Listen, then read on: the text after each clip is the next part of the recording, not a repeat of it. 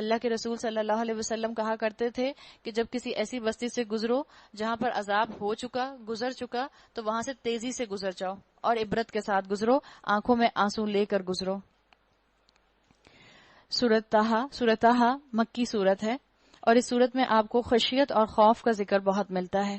موسیٰ علیہ السلام کے حالات کا ذکر آپ کو ملے گا، اور موسیٰ علیہ السلام کے حالات بتا کر رسول اللہ صلی اللہ علیہ وسلم کو تسلی دی گئی ہے۔ بسم اللہ الرحمن الرحیم۔ طٰہٰ، یہ وہی سورت ہے جس کو سن کر حضرت عمر رضی اللہ عنہ ایمان لے آئے تھے۔ طٰہٰ ما انزلنا علیک القرآن لتشقی الا تذکرۃ لمن یخشی۔ طٰہٰ، ہم نے یہ قرآن تم پر اس لیے نازل نہیں کیا ہے کہ تم مصیبت میں پڑ جاؤ، یہ تو ایک یاد دہانی ہے ہر اس شخص کے لیے جو ڈرے۔ یخشا کا لفظ تیسری آیت میں ہی نظر آ گیا۔ یخشا کا لفظ آپ کو اس صورت میں بہت ملے گا، خوف۔ اور یہاں پر کس خوف کی بات ہے؟ یہاں پر ایک ایسے خوف کی بات ہے جو خوف آپ کو عمل میں دوڑا دے۔ یاد ہے ہم نے تقوی کی ڈیفینیشن میں اس خوف کا ذکر کیا تھا، التقوی ہی الخوف من الجلیل، ایسا خوف جو آپ کو عمل میں دوڑا دے، جو آپ کو لتھارجک نہ کرے، اس خوف کا ذکر ہے۔ یہ جو فینٹم فیئرز ہوتے ہیں یہ انسان میں کمزوری پیدا کرتے ہیں، اس کا ذکر نہیں ہے، بلکہ ایسا خوف جو ریئل خوف ہو، ریئل فیئر ہو، اور آپ کو اور مجھے عمل میں آگے لے آئے۔ کچھ لوگ جو ہوتے ہیں وہ امیجنری فیئر اختیار کرتے ہیں، پہلے ہارر موویز دیکھتے ہیں، اس کے بعد کہتے ہیں میں رات میں اکیلے نہیں سو سکتی، میں اکیلے کمرے میں نہیں رہ سکتی، مجھے اندھیرے سے ڈر لگ رہا ہے۔ اس خوف کی بات نہیں ہے، یہ تو ایسا خوف ہے جو ہم نے خود امیجن کر لیا ہے۔ اللہ ایسی ہستی ہے کہ جس کے حساب سے آپ کو اور مجھے خوف رکھنا چاہیے، جس کے عدل سے آپ کو اور مجھے خوف رکھنا چاہیے، جس کے حساب سے آپ کو اور مجھے خوف رکھنا چاہیے، ایسا خوف جو آپ کو اور مجھے عمل میں دوڑا دے گا، ایسا خوف جو آپ کو اور مجھے پریکاشنری سٹیپ لینے کے لیے مجبور کر دے گا۔ تو اللہ نے کہا ہے یہ قرآن انسان کے لیے ایسا ریمائنڈر ہے، اس کو ایسا خوف دلاتا ہے کہ انسان عمل پر دوڑ پڑتا ہے۔ نازل کیا گیا ہے اس ذات کی طرف سے جس نے پیدا کیا ہے زمین کو اور بلند آسمانوں کو، وہ رحمان کائنات کے تخت سلطنت پر جلوہ فرما ہے، مالک ہے ان سب چیزوں کا جو آسمانوں اور زمین میں ہیں، اور جو زمین اور آسمان کے درمیان ہیں، اور جو مٹی کے نیچے ہیں۔ بتا دیا گیا اللہ کی اونرشپ ہر چیز میں ہے۔ لہو ما فی السماوات و ما فی الارض، عربی زبان میں یہ ما استعمال ہوتا ہے ہر چیز کے لیے، جاندار ہو یا بے جان ہو۔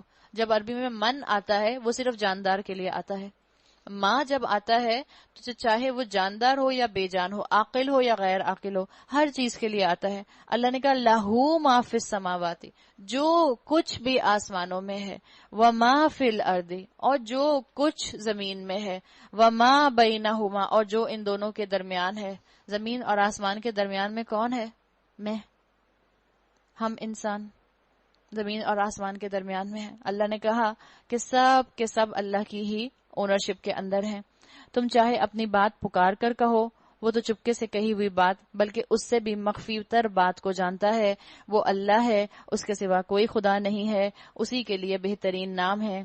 اور تمہیں کچھ موسیٰ کی خبر بھی پہنچی ہے جبکہ اس نے ایک آگ دیکھی اور اپنے گھر والوں سے کہا کہ ذرا ٹھہرو، میں نے ایک آگ دیکھی ہے، انی آنستو نارا۔ آپ دیکھیں اس کے اندر بڑا سبق ہے ہمارے لیے۔ آپ کسی اندھیری جگہ پر جا رہے ہوں، پچ ڈارک ہو، 4-5 لوگ ہیں، 8-10 لوگ ہیں، اور ایسے اندھیری جگہ پر ایک دم سے سپلیش آف لائٹ ہوتا ہے تو چانسز کیا ہوتے ہیں کہ وہ سپلیش آف لائٹ سبھی کو نظر آئے گا، چاہے آپ کی ڈائریکشن کدھر بھی چہرے کی ہو، آپ کی ڈائریکشن چاہے رائٹ ہو یا لیفٹ ہو، اگر بالکل پچ ڈارک کے اندر ایک سپلیش آف لائٹ بھی ہوتا ہے تو سبھی کو نظر آتا ہے۔ اللہ کی شان، یہ سپلیش آف لائٹ صرف موسیٰ علیہ السلام کو نظر آیا۔ انہوں نے اپنے گھر والوں سے یہ نہیں کہا کہ دیکھو تم نے بھی دیکھا جو میں نے دیکھا، یہ نہیں کہا، انہوں نے کہا میں نے ایک آگ دیکھی ہے، شاید کہ تمہارے لیے ایک آدھ انگارہ لے آؤں یا اس آگ پر مجھے راستے کے متعلق کوئی رہنمائی مل جائے۔ تو قرآن نے لمبے قصے کو اس مختصر الفاظ میں بیان کر دیا، چند الفاظ میں بیان کر دیا، اور یہ بتا دیا کہ یعنی کہ رات تھی، رات کا وقت تھا، اندھیرا تھا، بالکل راستے کی ڈائریکشن ان کو نہیں مل رہی تھی، تو موسیٰ علیہ السلام نے یہاں پر اپنی فیملی سے یہ بات کہی. اور یہ قرآن کا مزاج ہے کہ قرآن بڑی بڑی باتوں کو چھوٹے چھوٹے الفاظ میں بیان کر دیتا ہے. یہی اللہ تعالیٰ نے خوبی رسول اللہ صلی اللہ علیہ وسلم کو دی ہوئی تھی. اللہ کے رسول صلی اللہ علیہ وسلم کہا کرتے تھے اوتیت جوامع الکلم، مجھے جوامع الکلم دیا گیا، یعنی مجھے بات کرنے کا بہترین انداز دیا گیا ہے. میں بڑی بڑی باتوں کو کم الفاظ میں بیان کر دیتا ہوں، میں دریا کو کوزے میں بند کر دیتا ہوں. تو یہاں پر قرآن کا بھی آپ کو وہی انداز نظر آ رہا ہے. یہ وہ وقت ہے جب موسیٰ علیہ السلام مدین سے واپس مصر کی طرف آ رہے ہیں. آپ کو موسیٰ علیہ السلام کی زندگی کی رولر کوسٹر کا علم ہی ہے کہ انہوں نے آنکھ اپنی کھولی مصر کے اندر. مصر میں ایک عام سے گھرانے میں پیدا ہوئے، بنی اسرائیلی کے گھروں میں سے ایک گھر میں. پھر انہوں نے شہزادے کی طرح فرعون کے محل میں اپنی جو تھی جوانی گزاری. اس کے بعد وہاں ان سے ایک قبطی کا مرڈر ہو گیا. تو مصر چھوڑ کر اس گلٹ کی وجہ سے کہ کہیں فرعونی مجھے پکڑ کر مار نہ دیں یا جیل میں نہ ڈال دیں، مصر چھوڑ کر مدین چلے گئے. اور پھر مدین میں ان کی شادی ہوئی، وہاں ان کے بیوی بچے تھے. اپنے بیوی بچوں کے ساتھ اب یہ مدین سے واپس مصر کی طرف آ رہے ہیں. اس وقت کی بات ہے. اب جب یہ اس جگہ گئے جہاں سے ان کو پتا چلا تھا کہ کوئی روشنی آئی ہے، وہاں پہنچا تو پکارا گیا اے موسیٰ. اب ان کو کیا معلوم تھا کہ جس جگہ یہ پہنچ رہے ہیں اندھیری رات صحرا، اور وہاں کوئی ان کو ان کے نام سے پکارے گا. اللہ نے کہا اے موسیٰ میں ہی تیرا رب ہوں، جوتیاں اتار دے، تو وادی مقدس طوا میں ہے، میں نے تجھے تو چن لیا ہے. اللہ نے کہا وَأَنَا اخْتَرْتُكَ، میں نے تجھے خاص طور پر چن لیا ہے. اللہ نے موسیٰ کو چن لیا. آپ کو رشک آ رہا ہے موسیٰ علیہ السلام پر؟ اللہ سے دعا کریں کہ اللہ تعالیٰ مجھے بھی اپنے دین کے کام کے لیے چن لے، مجھے اپنے دین کے کام کے لیے سلیکٹ کر لے. اور جو دین کے کام کے لیے سلیکٹ ہو جائیں ان کی پہلی کوالٹی کیا ہوتی ہے؟ اللہ تعالیٰ نے کہا فَاسْتَمِعْ لِمَا يُوحَىٰ، سنو غور سے جو کچھ وحی کیا جاتا ہے. اللہ سے دعا کریں کہ اللہ مجھے اس پہلے سٹیپ پہ کامیاب کر دے، میں بھی قرآن کو غور سے سنوں اور اللہ کے چنے ہوئے بندوں میں شامل ہو جاؤں. اللہ تعالیٰ نے یہاں پر بتا دیا کہ جو تم پر وحی کیا جا رہا ہے وہ غور سے سنو. ابھی تک اللہ تعالیٰ نے یہ نہیں بتایا کہ میں کون ہوں. تو موسیٰ علیہ السلام کے لیے ابھی تک شاید شاکنگ پیریڈ تھا کہ یہ کیا ہے. اس کے بعد اللہ نے اپنا تعارف کرایا، اننی انا اللہ، میں ہی اللہ ہوں، لا الہ الا انا، میرے سوا کوئی خدا نہیں ہے، فاعبدنی، پس تم میری بندگی کرو، واقم الصلاۃ لذکری، اور میری یاد کے لیے نماز قائم کرو. اللہ تعالیٰ نے یہاں واضح کر دیا کہ تم کس لیے نماز قائم کرو، میری یاد کے لیے. اور پہلی عبادت جو دی گئی موسیٰ علیہ السلام کو پہلی وحی کے اندر، وہ آپ کو نماز نظر آ رہی ہے. ابھی آپ نے پیچھے عیسیٰ علیہ السلام کا ذکر پڑھا ہے. کریڈل میں وہ بولے تھے انی عبداللہ، اور انہوں نے کیا کہا تھا اوصانی الصلاۃ، مجھے نماز کی وصیت کی گئی ہے. تو یہ نماز آپ کو تمام شریعتوں کے اندر ملتی ہے، کسی نہ کسی فارم میں تمام شریعتوں کے اندر نماز موجود رہی، تمام انبیاء کو اسی طرح دی گئی. قیامت کی گھڑی ضرور آنے والی ہے، میں اس وقت کو مخفی رکھنا چاہتا ہوں تاکہ ہر متنفس اپنی صحیح کے مطابق بدلا پائے. بس کوئی ایسا شخص اس پر ایمان نہیں لاتا اور جو اپنی خواہش نفس کا بندہ بن گیا تو اس کو اس گھڑی کی فکر سے نہ روک دے، ورنہ تو ہلاکت میں پڑ جائے گا. یعنی ایسے لوگوں کے پیچھے نہ چلنا جو دنیا کے پیچھے بھاگ رہے ہیں، جو ریٹ ریس میں لگے ہوئے ہیں. اے موسیٰ یہ تیرے ہاتھ میں کیا ہے؟ اب اللہ پوچھ رہا ہے، کیا اللہ کو نہیں معلوم تھا؟ تو موسیٰ علیہ السلام کو بھی کیا کہنا چاہیے تھا؟ موسیٰ علیہ السلام کو کہتے اللہ آپ بہتر جانتے ہیں، اللہ آپ کو زیادہ بہتر علم ہے. لیکن انہوں نے کیا کہا؟ موسیٰ علیہ السلام نے جواب دیا اللہ یہ میری لاٹھی ہے، اس پر ٹیک لگا کر چلتا ہوں، اس سے بکریوں کے پتے جھاڑتا ہوں، اور بھی بہت سے کام ہیں. اللہ نے یہ پوچھا تھا اس سے کیا کرتے ہو؟ اللہ نے پوچھا تھا یہ کیا ہے؟ کیوں انہوں نے آگے اس کو ڈیفائن کیا؟ اسکالرز اس کے لیے بڑی اچھی بات کہتے ہیں کہ موسیٰ علیہ السلام کو جب یہ پتا چلا کہ اللہ ان سے ہم کلام ہو رہا ہے تو انہوں نے اپنی اس گفتگو کو پرولونگ کرنے کے لیے اپنے عصا کی کوالٹیز بتانا شروع کر دیں. اس لیے کہ جب کسی آپ اپنی پسندیدہ شخصیت سے بات کر رہے ہوتے ہیں تو آپ کا دل چاہتا ہے کہ وہ ملاقات لمبی سے لمبی ہو جائے. تو موسیٰ علیہ السلام سے اللہ نے نہیں پوچھا تھا کہ اس سے تم کیا کرتے ہو، انہوں نے خود ہی کہہ دیا کہ میں اس سے یہ کام لیتا ہوں. فرمایا اللہ نے کہا موسیٰ کیا کرو اس کو؟ القیہا یا موسیٰ اسے پھینک دو. معلوم ہوا کہ نماز کے بعد جو پہلی چیز آپ کو اور مجھے سکھائی گئی وہ کیا تھی؟ اطاعت.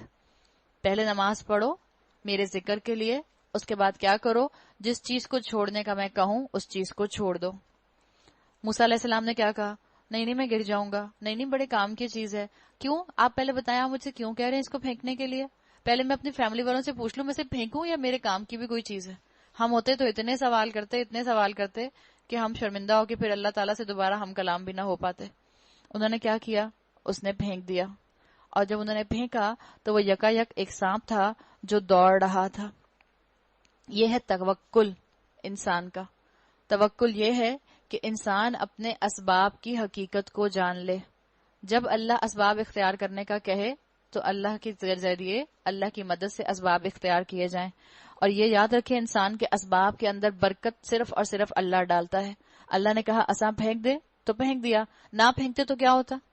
سانپ بن کر کاٹ لیتا ان کا نقصان ہو جاتا. تو جو کام اللہ نے چھوڑنے کے کہے ہیں، چاہے اس کی لاجک آپ کو اور مجھے سمجھ آئے یا نہ آئے، اس کے چھوڑنے میں آپ کا اور میرا فائدہ ہوتا ہے. پھر اللہ تعالیٰ نے کہا ذرا اپنا ہاتھ اپنی بغل میں دبا، چمکتا ہوا نکلے گا بغیر کسی تکلیف کے. یہ دوسری نشانی ہے، اس لیے کہ ہم تجھے اپنی بڑی نشانیاں دکھانے والے ہیں. اب تو فرعون کے پاس جا. اچھا، موسیٰ علیہ السلام کو تو بھیجا فرعون کے پاس. مجھے اور آپ کو قرآن میں اپنی نشانیاں دکھا کر اللہ کہاں بھیجتا ہے؟ ہمارے گھر والوں کی طرف، بالکل جیسے فرعون کی طرف موسیٰ علیہ السلام کو بھیج دیا. اب جاؤ، اور اب جو تم نے قرآن کے ذریعے اللہ کی نشانیاں دیکھ لی ہیں، جا کر اپنے گھر والوں کو بھی دکھاؤ، ان کو بھی ایمان لانے کی دعوت دو. اب تو فرعون کے پاس جا، وہ سرکش ہو گیا ہے. تو دین کا پیغام آگے پہنچانا ہے تو اس کے لیے آپ نے اور میں نے کیا کرنا ہے؟ وہی اطاعت کا جذبہ رکھنا ہے جو اطاعت کا جذبہ موسیٰ علیہ السلام کے اندر تھا. موسیٰ نے عرض کیا، اور یہ کون تھا فرعون؟ آپ کو یاد ہے نا؟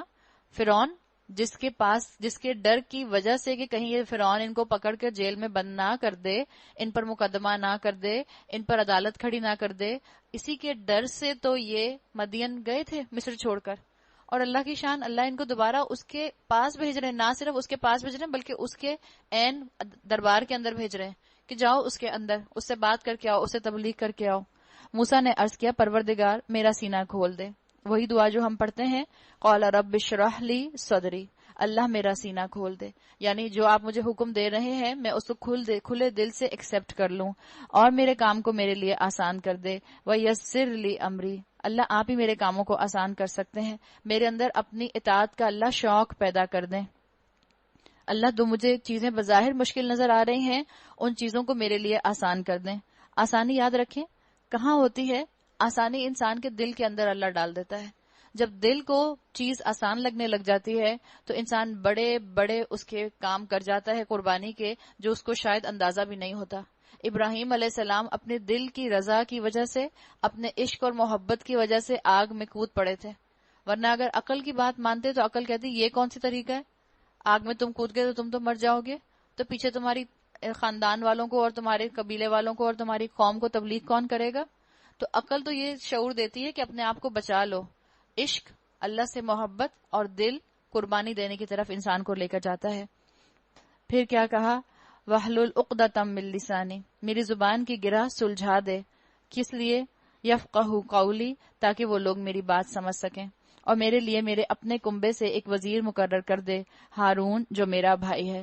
وزیر ایسے انسان کے لیے آتا ہے عربی زبان میں، ایسا انسان جو آپ کا زمینی بوجھ بانٹ لے، یعنی دنیا میں آپ کی ذمہ داری کو بانٹ لے، شیئر کر لے. آخرت میں اس کا کوئی فائدہ نہیں ہوگا وزیر کا. وزیر دنیا ہی میں وہ جو آپ کی رسپانسبلٹیز کو شیئر کرے آپ کے ساتھ، یا آپ کے کام میں آپ کا مددگار ہو جائے. اس کے ذریعے سے میرا ہاتھ مضبوط کر، اس کو میرے کام میں شریک کر دے، تاکہ ہم خوب تیری پاکی بیان کریں اور خوب تیرا چرچا کریں. یعنی اللہ کو بڑا کرنے کی جو باغ دوڑ ہو رہی ہے اس میں ہم اللہ آپ کی ہی بات کو اعلیٰ کریں، آپ کی ہی بات کو اوپر رکھیں، آپ کے کلام کو آگے سے آگے پھیلائیں. اس کا مطلب ہے چرچا کرنے کا، کہ اللہ تعالیٰ ہم پوری کوشش کر کے آپ کی جو حلال چیزیں ہیں ان کو لوگوں میں پروموٹ کریں، جو حرام چیزیں ہیں اسے لوگوں کو روکیں. تو ہمیشہ ہمارے حال پر نگران رہا ہے. فرمایا دیا گیا جو تو نے مانگا اے موسیٰ، ہم نے پھر ایک مرتبہ تجھ پر احسان کیا. یعنی اللہ تعالیٰ نے موسیٰ علیہ السلام کے بھائی کو، ہارون علیہ السلام کو بھی نبوت دے دی. یاد کرو وہ وقت جبکہ ہم نے تیری ماں کو اشارہ کیا، ایسا اشارہ جو وحی کے ذریعے سے کیا جاتا ہے کہ اس بچے کو صندوق میں رکھ دے اور صندوق کو دریا میں چھوڑ دے. دریا اسے ساحل پر پھینک دے گا اور اسے میرا دشمن اور اس بچے کا دشمن اٹھا لے گا. آپ سوچیں کیا حال ہوا ہوگا ماں کا. لیکن ماں نے یہ کام کیوں کیا؟ بچے کو دریا میں کیوں بہایا؟ اس کو ایک ورسٹ ڈیتھ سے بچانے کے لیے، اس لیے کہ گھر میں رکھتی تو فرعونی آ کر ان کے بچے کو قتل کر دیتے۔ پھر اللہ نے کیا کہا؟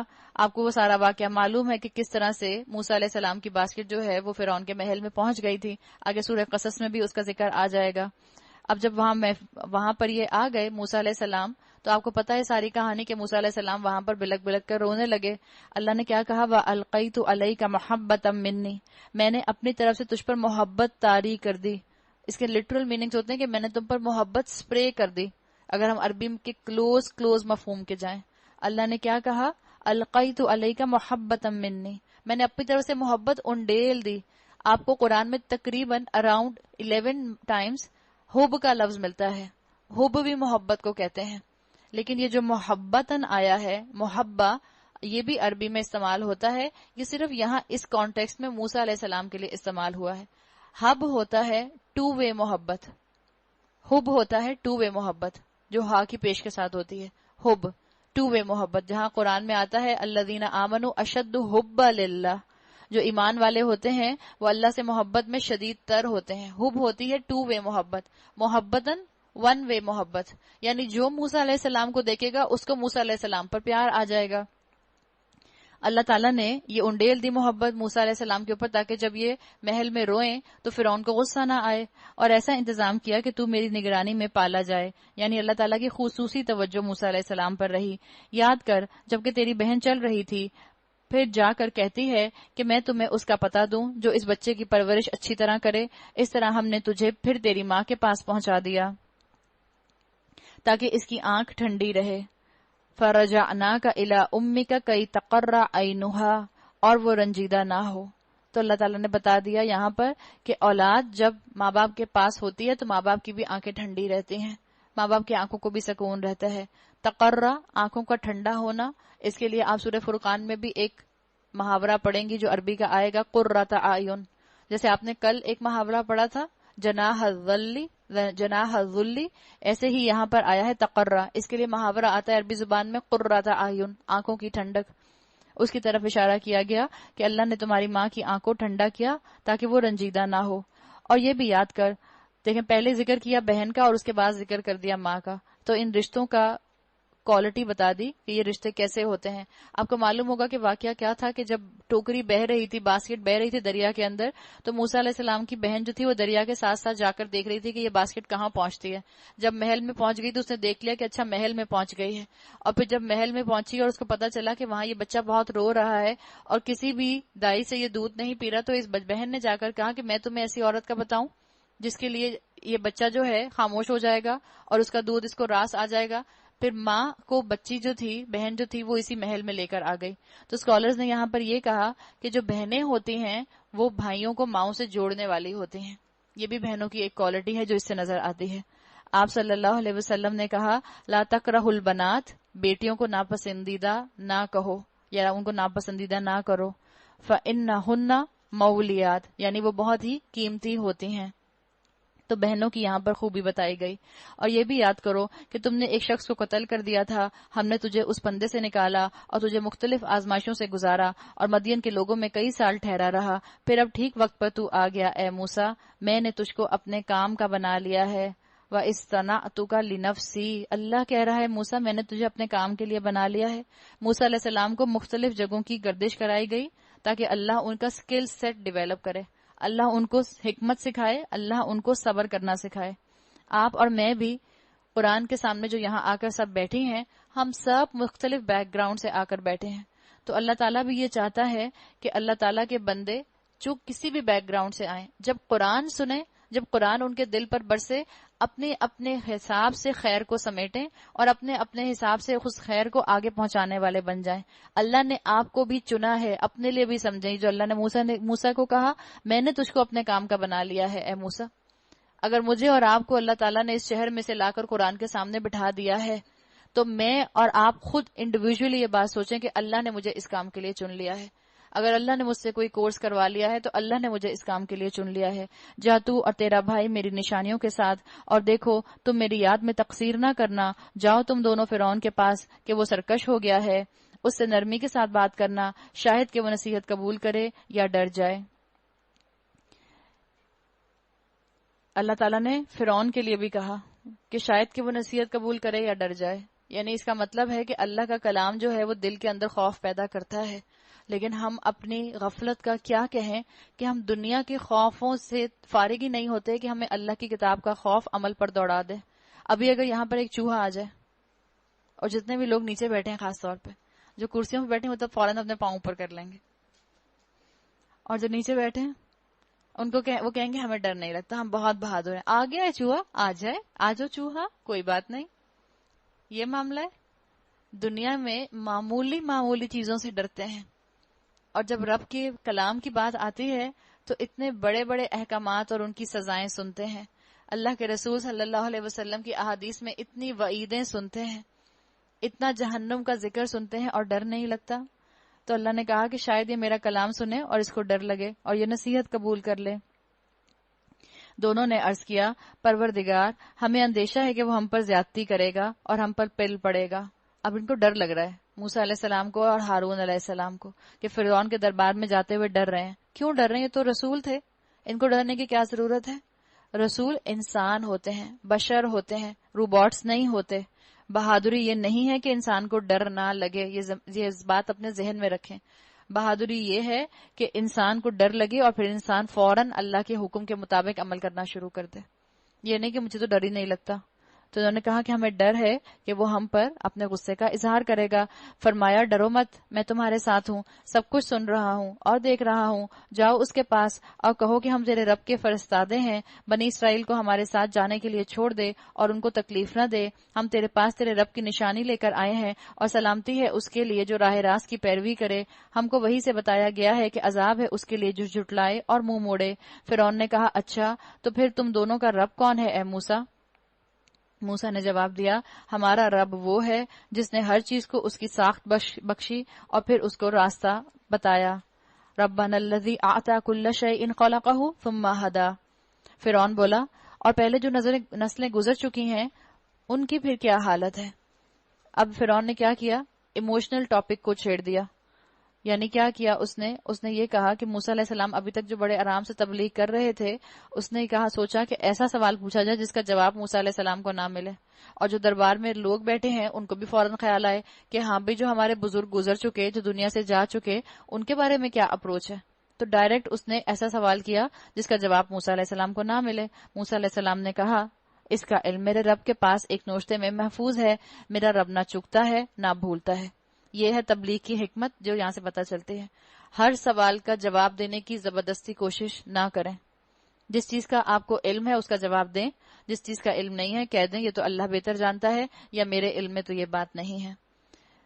وہی جس نے تمہارے لیے زمین کا فرش بنایا، اس میں تمہارے چلنے کو راستے بنائے، اوپر سے پانی برسایا، اس کے ذریعے سے مختلف قسم کی پیداوار نکالیں، کھاؤ اور اپنے جانوروں کو بھی چراؤ، یقیناً اس میں بہت سی نشانیاں ہیں عقل رکھنے والوں کے لیے۔ منہا خلقناکم وفیہا نعیدکم ومنہا نخرجکم تارۃ اخری، اسی زمین سے ہم نے تم کو پیدا کیا ہے، اسی میں ہم تمہیں واپس لے جائیں گے، اسی سے تم کو دوبارہ نکال لیں گے۔ اللہ تعالیٰ نے بتا دیا، اللہ کی قدرت کی نشانیاں دیکھو اور خود بھی دیکھو اور لوگوں کو بھی دکھاؤ۔ تم جس زمین سے، مٹی سے تمہارا اوریجن ہوا ہے، اسی مٹی میں تم ڈیکمپوز ہوگے، اور اسی مٹی سے تمہیں ڈی جنریٹ کر دیا جائے گا، دوبارہ اٹھا دیا جائے گا اسی مٹی سے۔ ہم نے فرعون کو اپنی سبھی نشانیاں دکھائیں مگر وہ جھٹلائے چلا گیا اور نہ مانا۔ کہنے لگا، اے موسیٰ، کیا تو ہمارے پاس اس لیے آیا ہے کہ اپنے جادو کے زور سے ہم کو ہمارے ملک سے باہر نکال دے؟ اچھا، ہم بھی تیرے مقابلے میں ویسا ہی جادو لاتے ہیں، طے کر لے کب اور کہاں مقابلہ کرنا ہے، نہ ہم اس قرارداد سے پھریں گے نہ تو پھرنا، کھلے میدان میں آ جا۔ موسیٰ نے کہا، جشن کا دن طے ہوا اور دن چڑھے، لوگ جمع ہو گئے۔ فرعون نے پلٹ کر اپنے سارے ہتھ کنڈے جمع کیے اور مقابلے میں آ گیا۔ اللہ تعالیٰ نے ایک فاسق اور فاجر سے یہ کام لے لیا۔ اگر موسیٰ علیہ السلام فرعون سے کہتے کہ تم لوگوں کو اکٹھا کرو مصر کے، میں نے اپنے معجزے دکھانے ہیں، تو فرعون کبھی یہ کام نہ کرتا۔ لیکن اللہ تعالیٰ کبھی کبھی فاسق اور فاجر سے بھی دین کا کام جو ہے وہ لے لیتا ہے اور ان کو لوگوں کی ہدایت کا ذریعہ بنا دیتا ہے۔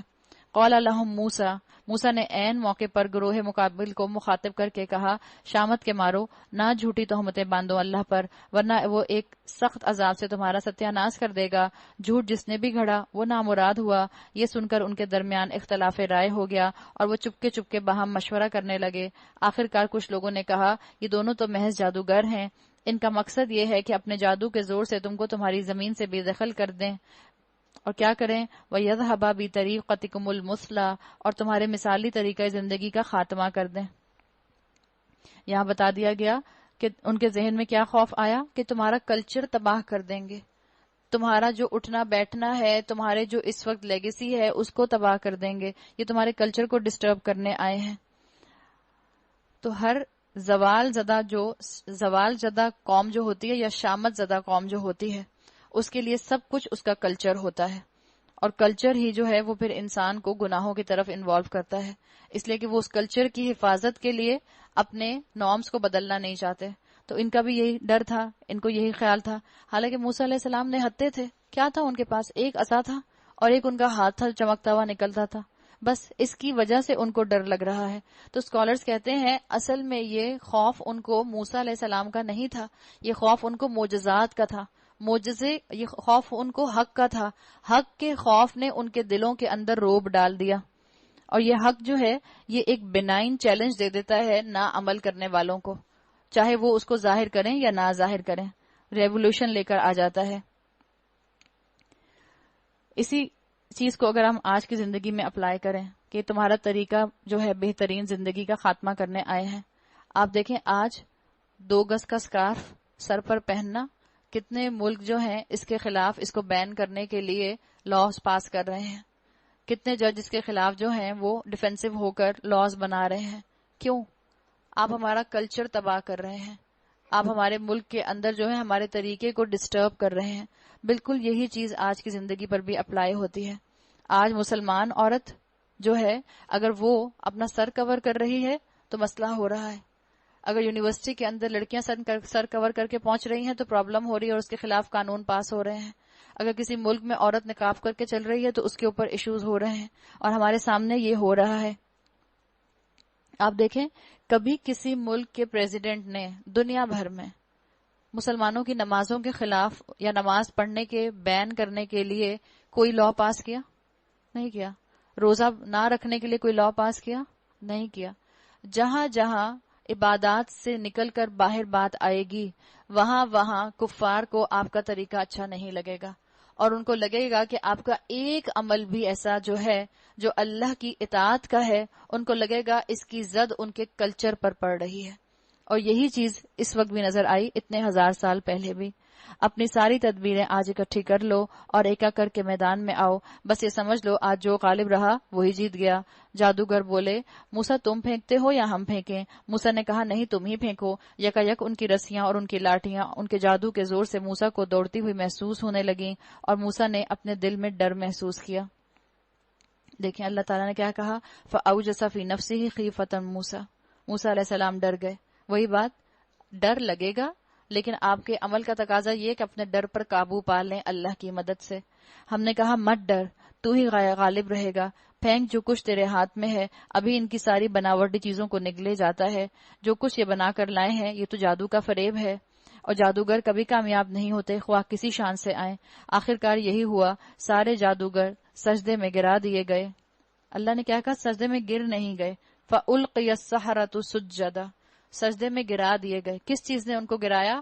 ان کے دلوں کے پلٹنے نے ان کو سجدے میں گرایا، اور پکار اٹھے آمنا برب موسیٰ، انہوں نے کیا کہا؟ قالوا آمنا، ہم ایمان لائے، برب ہارون و موسیٰ، ہارون اور موسیٰ کے رب کے اوپر۔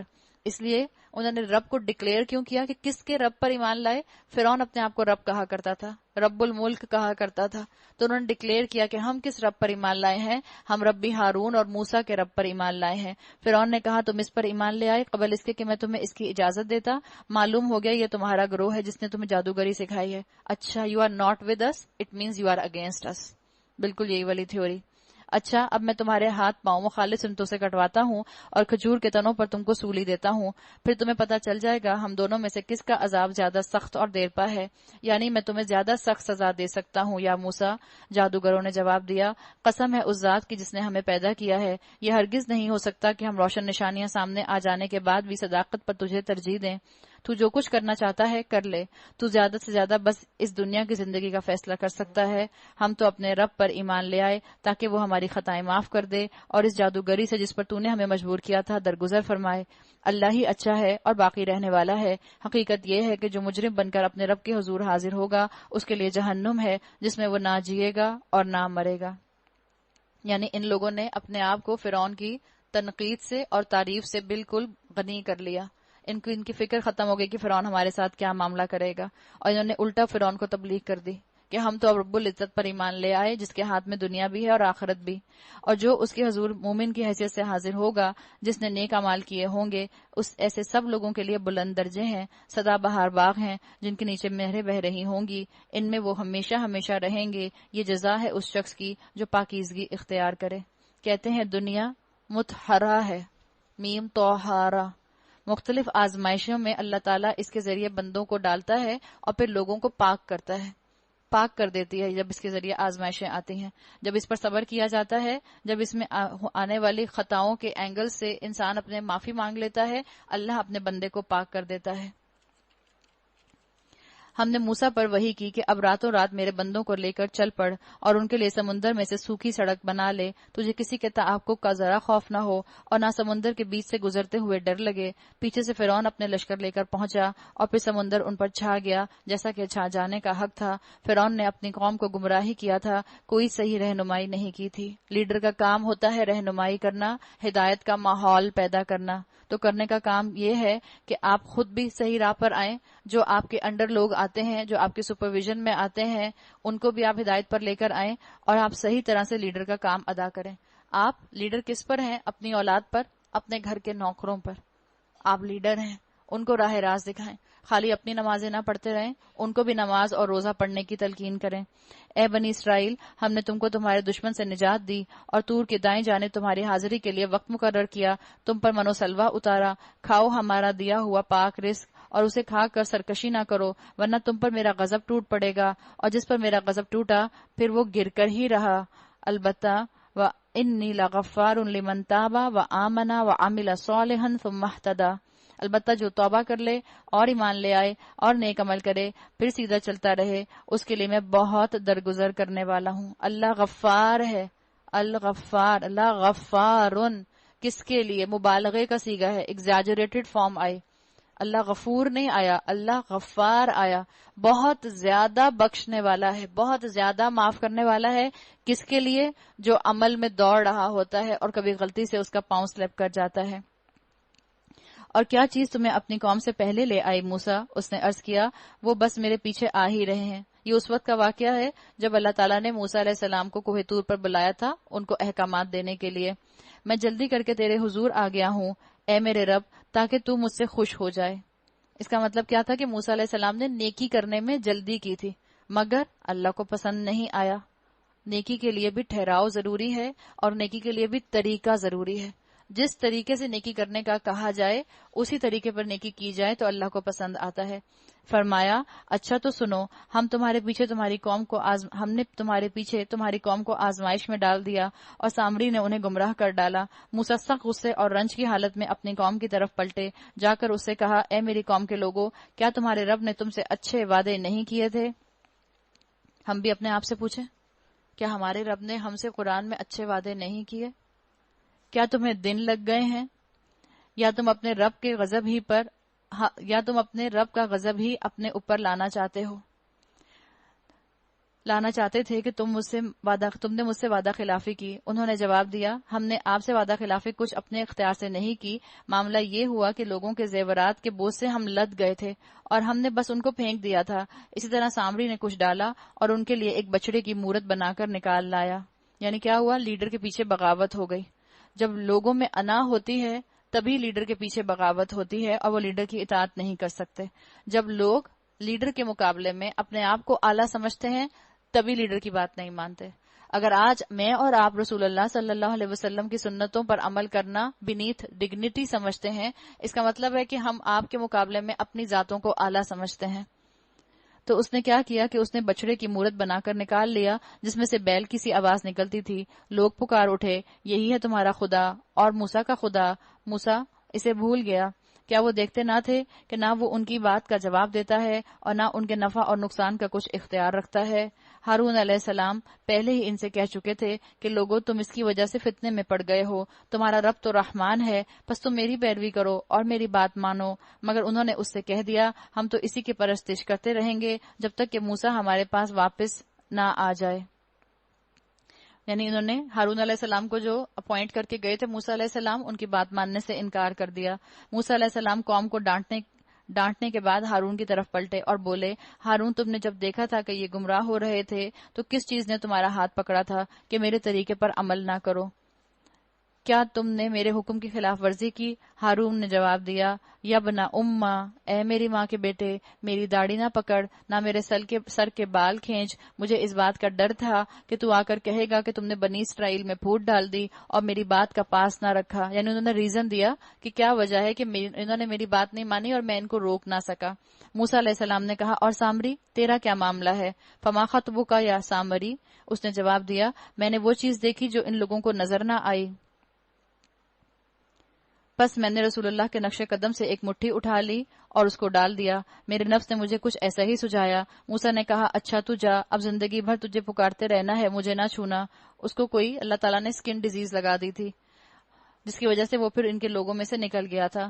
اور تیرے لیے باس پرس کا ایک وقت مقرر ہے جو تجھ سے ہرگز نہ ٹلے گا، اور دیکھ اپنے اس خدا کو جس پر تو ریجھا ہوا تھا، اب ہم اسے جلا ڈالیں گے اور ریزہ ریزہ کر کے دریا میں بہا دیں گے۔ آئی اتنا اینٹیک بچڑا اس کو جلا دیں گے؟ میوزیم میں نہیں رکھیں گے؟ یہ تو میوزیم میں رکھنے کی چیز تھی، میوزیم میں نہیں رکھا، اس کو جلا دیا، اس لیے کہ شرک کے اثرات جو ہیں ان کو جتنی جلدی ختم کر دیا جائے اتنا بہتر ہوتا ہے۔ لوگوں تمہارا خدا تو بس ایک ہی اللہ ہے جس کے سوا اور کوئی خدا نہیں، وہ ہر چیز پر حاوی ہے اور اس کا علم ہر چیز پر قدرت رکھتا ہے۔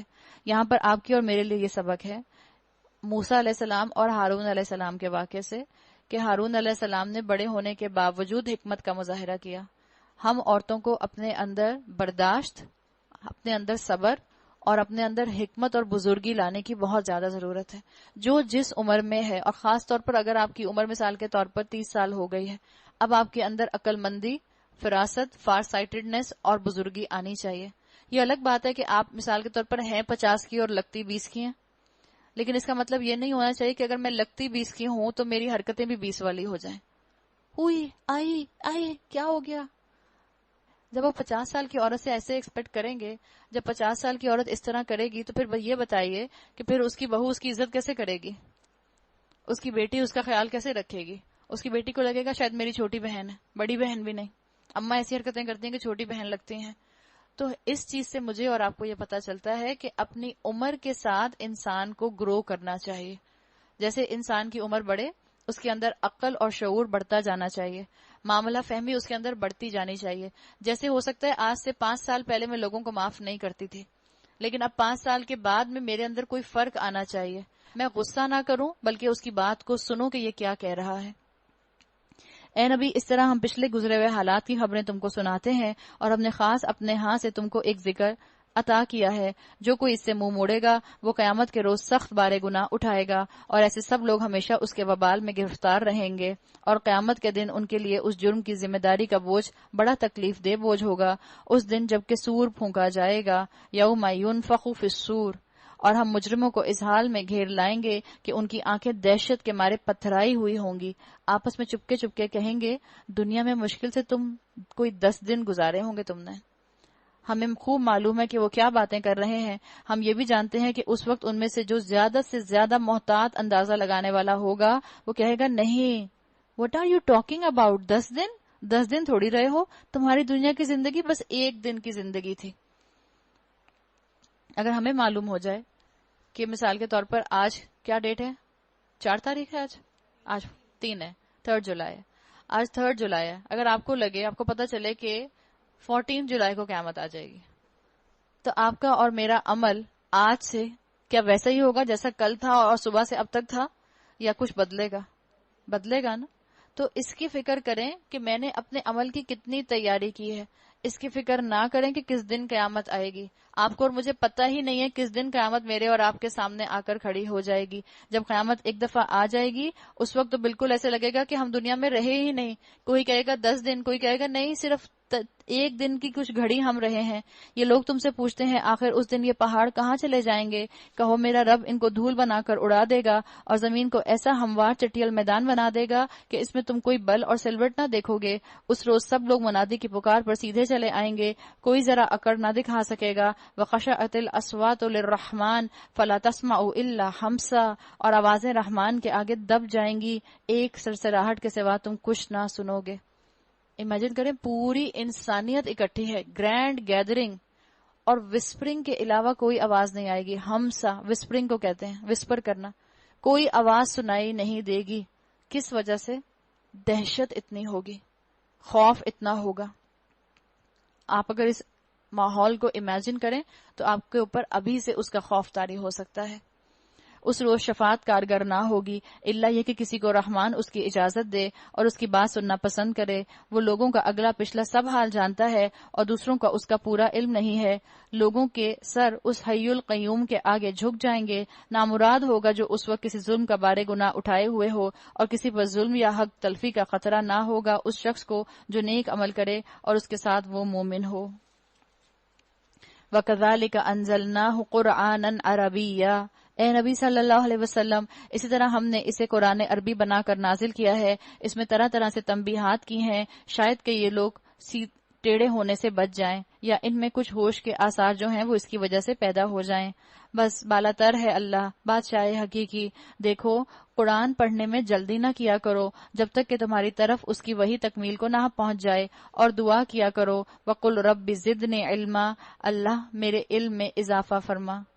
سفیان الثوری کہا کرتے تھے علم عمل کو پکارتا ہے مگر جب جواب نہیں پاتا تو وہاں سے رخصت ہو جاتا ہے.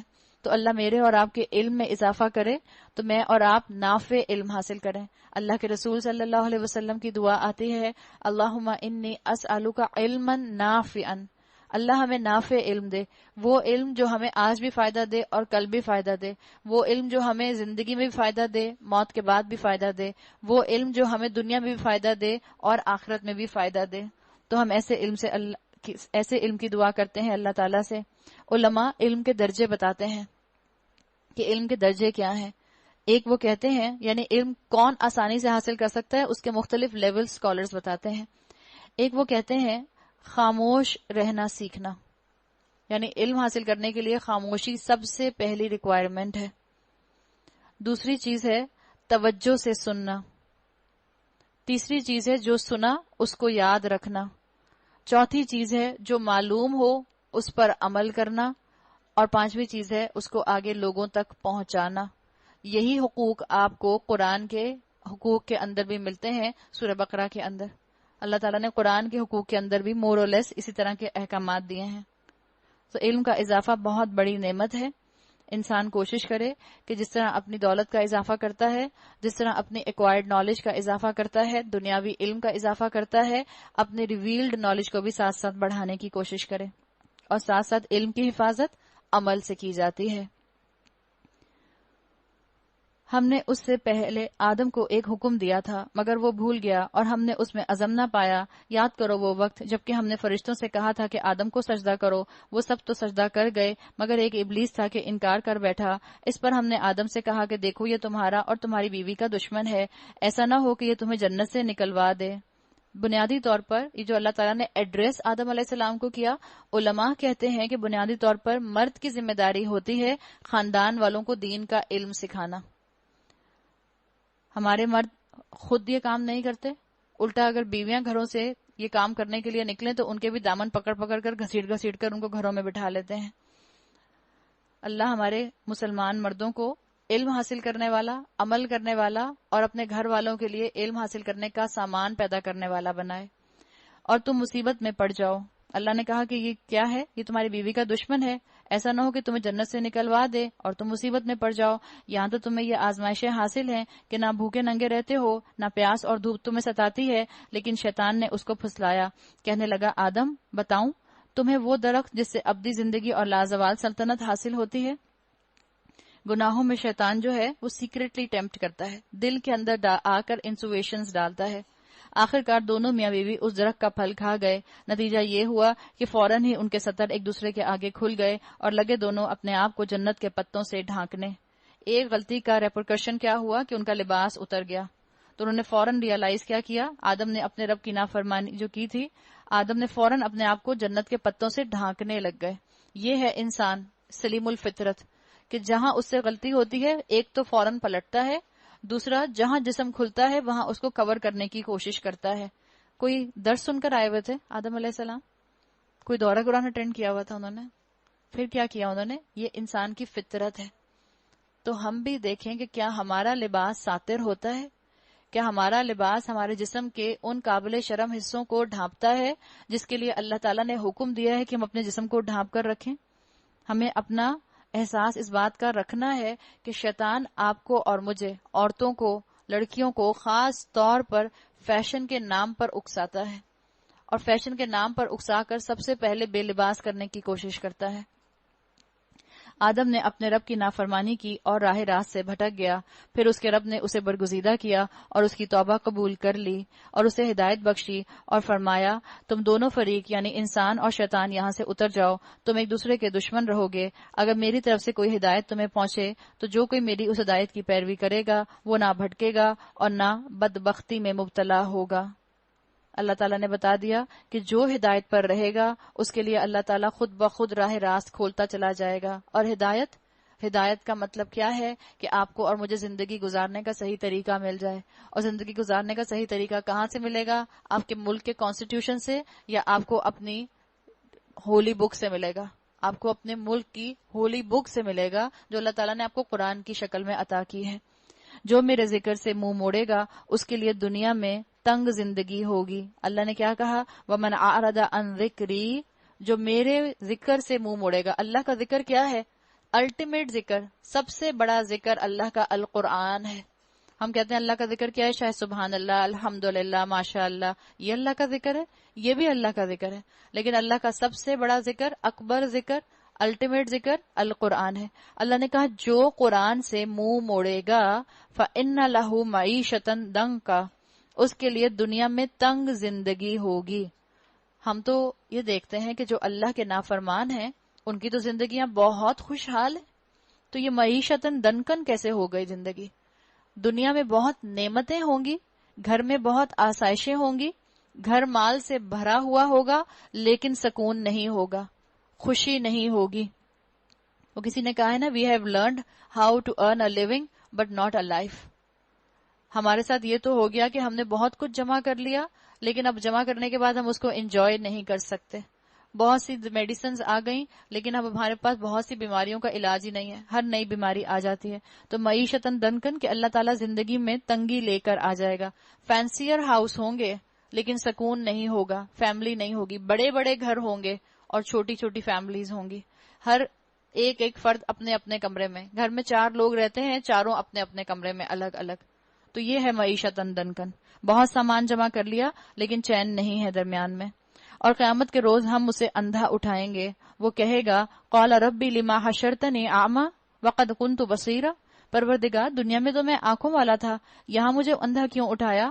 اللہ تعالیٰ فرمائے گا ہاں اسی طرح تو ہماری آیات کو جبکہ وہ تیرے پاس آئی تھیں تو تو نے اسے بھلا دیا تھا، ہم بھی آج تجھے اسی طرح بھلا رہے ہیں۔ اس طرح ہم حد سے گزرنے والے اور اپنے رب کی آیات نہ ماننے والوں کو دنیا میں بدلہ دیتے ہیں، اور آخرت کا عذاب زیادہ سخت اور زیادہ دیر پا ہے۔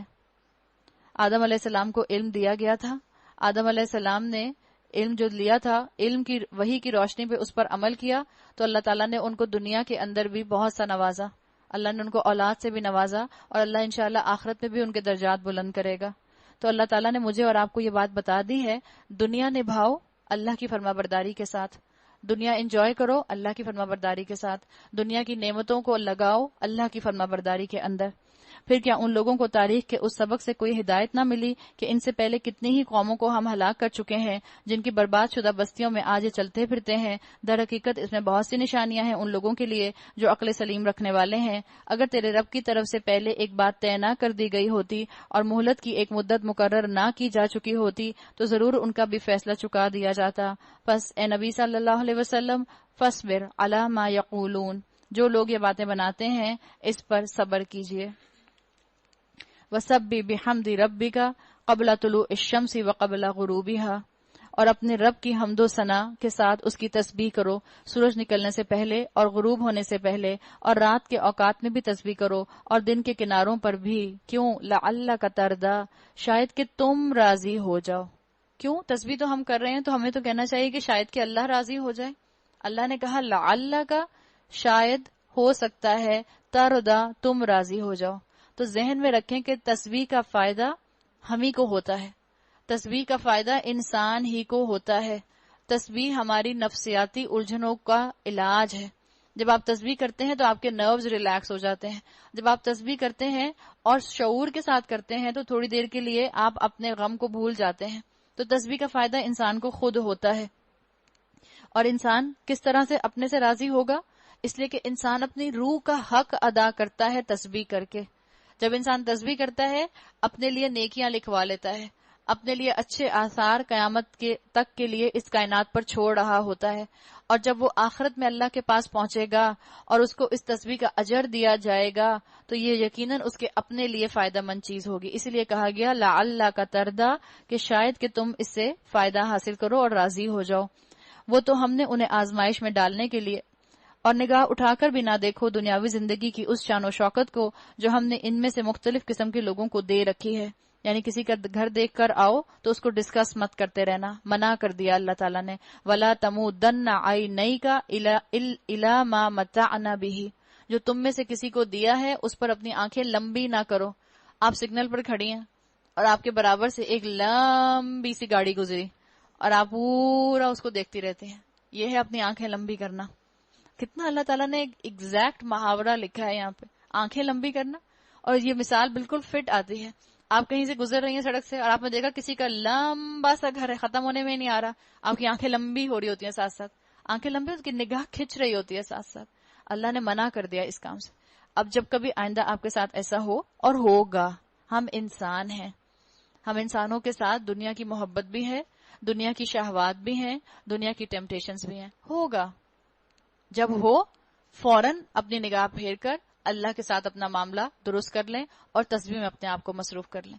یا اگر آپ کسی کی نعمت کو دیکھیں تو کہیں سبحان اللہ، ماشاء اللہ، جو بھی آپ کہنا چاہیں آپ اس کو کہیں. دعا دے دیجئے اللہ برکت ڈالے ان کے لیے، اللہ ان کو ہدایت کے ساتھ ان چیزوں کو استعمال کرنے کی توفیق عطا فرمائے.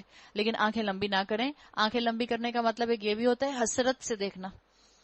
حسرت سے نہ دیکھیں کسی دوسرے کی نعمت کو.